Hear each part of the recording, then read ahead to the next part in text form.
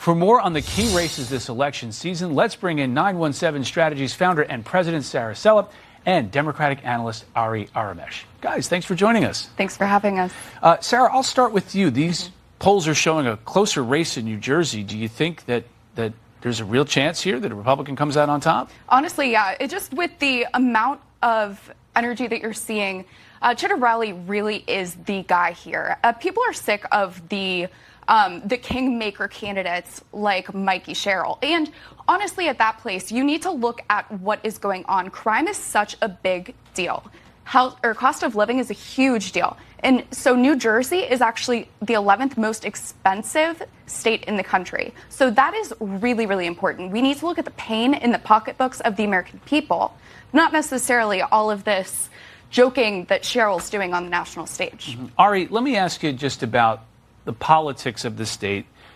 Obviously, Democrats have won presidential elections going probably all the way back to, maybe H.W. Bush. I haven't really looked at it, but it's been a solid Democratic state. Got a little closer to the Republicans last year. Do you think we're seeing a shift in politics in New Jersey, or is this kind of a one-off? No, I think Jersey is still a blue state. It's been blue for a long time. I think the Democratic Party is still going to deliver the state. There is a rise in popularity and amongst some President Trump's messages and some of his policies.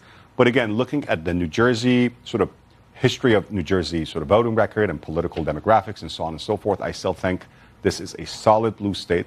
Not only that, but also this is a midterm election. I don't think President Trump is going to deliver as many seats as he expects to deliver. It's going to be a tough year for Republicans.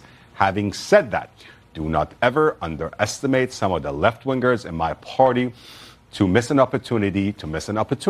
So when we go far left, we actually end up losing more seats. So again, New Jersey is going to be a good test battleground because we're going to see how we perform come November in the midterm elections in places like New Jersey, in places like in some of the more contested seats in Texas or in Florida. So again, Democrats are going to win this one, but if we get closer to the election and the polls closer and the gap narrows, we're going to have a problem. Sarah, let's go to Virginia now. Okay. I want to move across the river here because it's so close. The food's good. Of course. You look at Virginia, though, the J. Jones texting controversy. It's moved well beyond. This is a race for Attorney General. It's an issue in the governor's race. How much of an issue is it? This is such a huge issue, and I think it goes back to the Letitia James precedent. Honestly, Attorney General is a big deal when you look at it, but J. Jones has had such a big issue between the 116 mile per hour speeding ticket, using his PAC to get out of all of the community service, and then the disgusting comments that he's been making about his opponent. That is beyond the pale. And honestly, after mentioning Donald Trump 50 times in that one debate, use it to talk about Virginians. You don't need to try and be Letitia James wannabe. You're not that guy. You're not that important. Virginians see through it. We all see through it. It's honestly one of the biggest beltway issues. And with Virginia and New Jersey circling back, these are the only two gubernatorial races that we are seeing. So this sets the tone going into 2026. Ari, you look at Virginia and you look at this race and the things that J. Jones has said.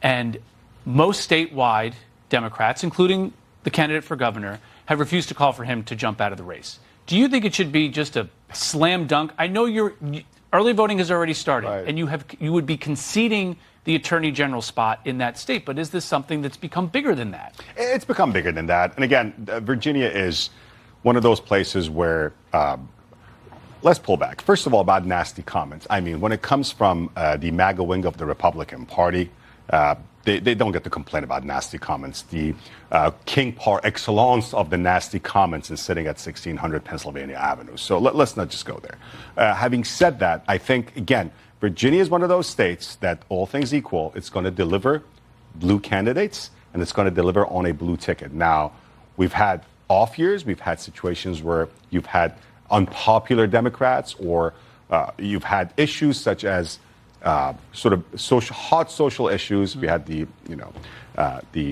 critical race theory stuff, remember, that led to the rise of Republican candidates and Republican governors and so on and so forth. But going back, there are no more George Allens and John Warners in Virginia. There are no more. That red Republican wing is completely died off. You have not a purple, but a blue state in Virginia. And that is because of a lot of migration to Northern Virginia. So, again, if Democratic voters show up, they will deliver this year. They will deliver this election. But again, if they sit home, like last time they did, like in the gubernatorial race, we will lose that election as well. So it depends on how much the base, especially the middle class, the solid middle class voter base, how much they show up to support the Democratic Very quickly candidate. here, I wanted to get to this, but very, very quickly, will there be a Mayor Mamdani in New York? Absolutely not, but it is really good for the GOP to have Mayor Mamdani, Kami Mamdani. We need to actually see the radical left turnout. We can't have another AOC candidate. He thinks he's going to get all of the attention in the room. He is not that big of a deal. We didn't know him until 2 months ago.